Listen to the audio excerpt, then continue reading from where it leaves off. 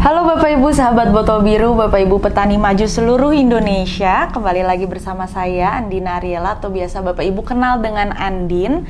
Kita hari ini ada di Obsesi, obrolan petani sukses Syngenta jilid 5. Masih spesial Ramadan Bapak Ibu, masih dengan topik mirip seperti sebelumnya.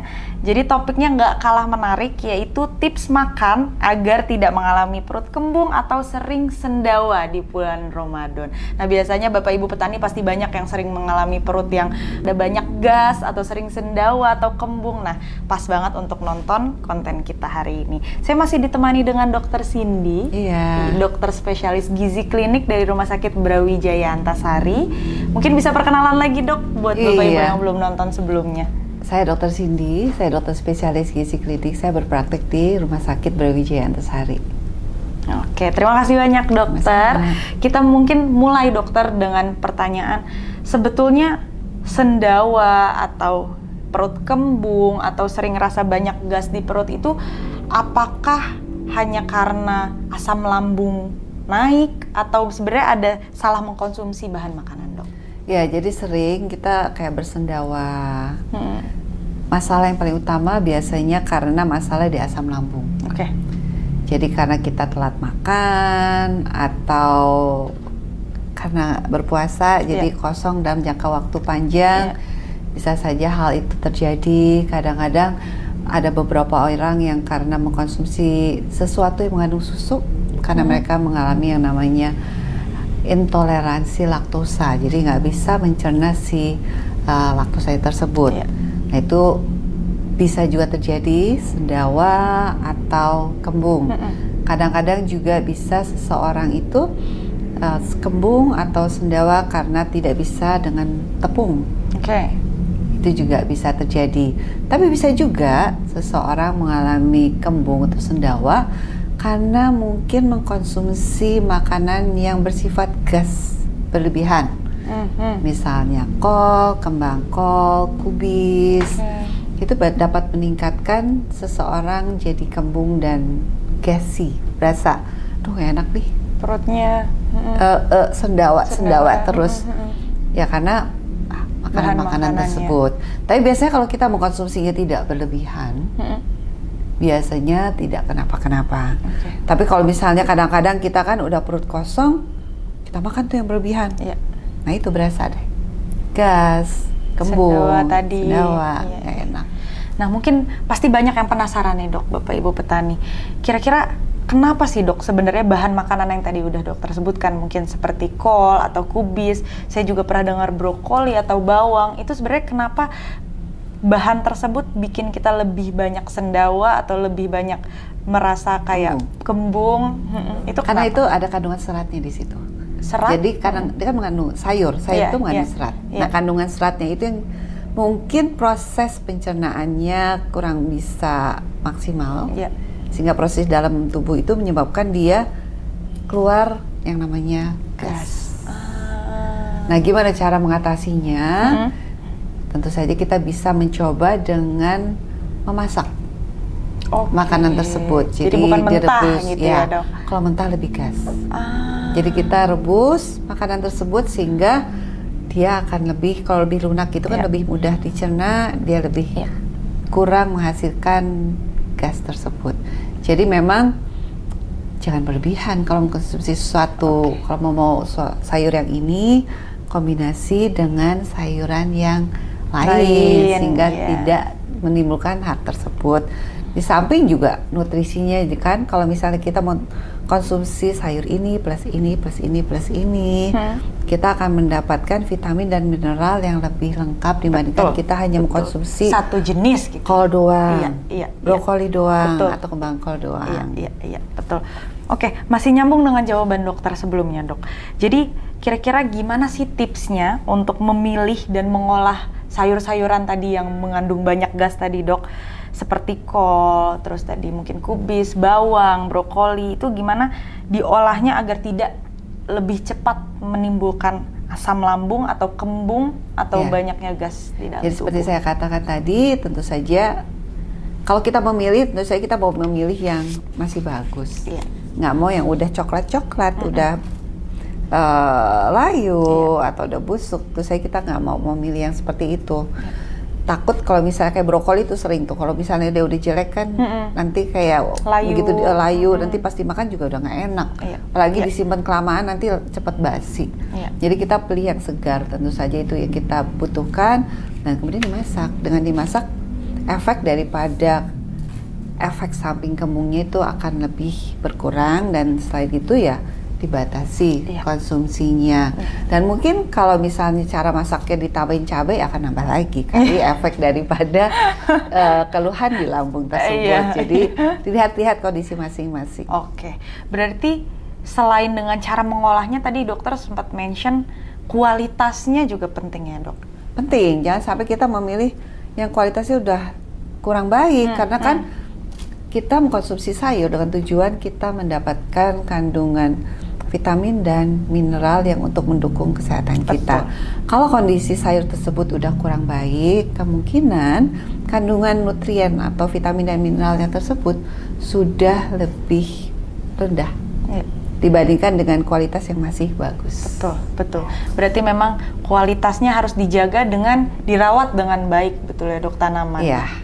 Kalau porsi makan dok, kita ngomongin porsi makan. Biasa kan juga kalau kebanyakan makan kembung gitu ya dok. Gimana cara kita mengatur porsi makan saat berbuka maupun sahur di bulan Ramadan? Jadi pada waktu sahur dan berbuka kita memang mesti mengkonsumsi makanan bergizi lengkap dan seimbang.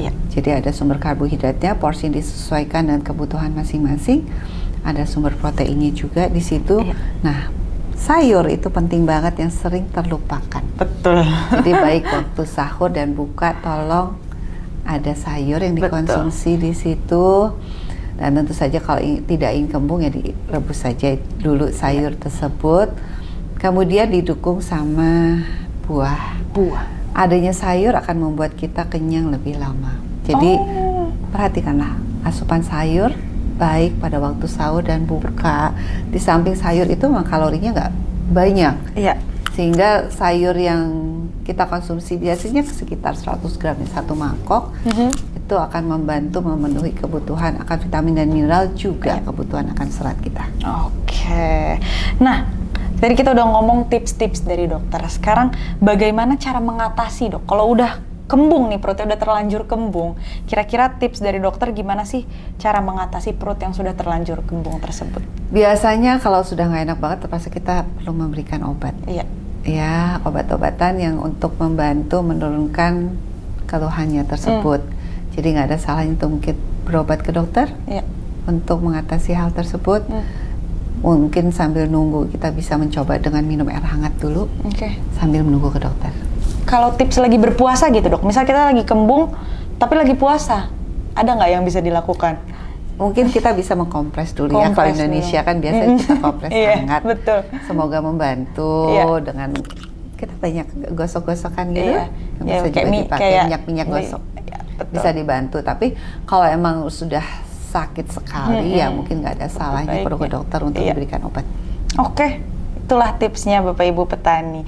Nah selanjutnya dok, apakah ada makanan atau minuman khusus yang bisa membantu untuk mencegah? Jadi memang kan ada beberapa orang yang memang kalau berpuasa tuh pasti kembung dok.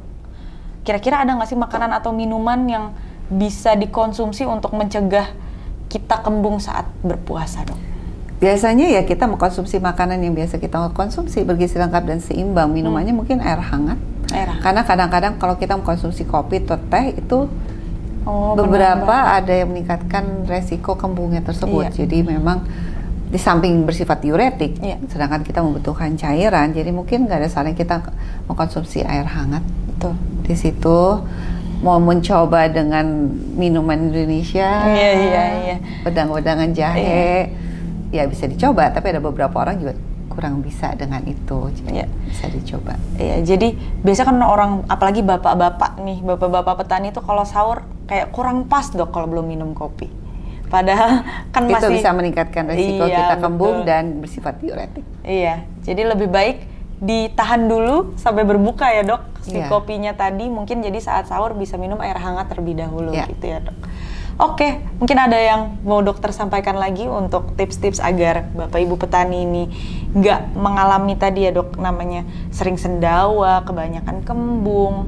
Ada nggak tips? Iya, jadi pada waktu berpuasa tolong perhatikan kondisi kesehatan masing-masing, kemampuan masing-masing. Kalau ada masalah kesehatan tertentu, tolong dikonsultasikan dulu ke dokter apakah ini boleh atau itu boleh, sehingga berpuasanya bisa lebih maksimal. Dan jangan lupa pada waktu sahur tolong sahur, jangan dilewatin, takutnya kita akan mengalami keluhan tadi karena kadang-kadang nggak bangun, malas bangun, malas makan, masih kuat kok gitu. Iya, terus jadi tidak sahur, itu juga akan menyebabkan seseorang bisa mengalami masalah di lambung, kembung atau perutnya nggak enak.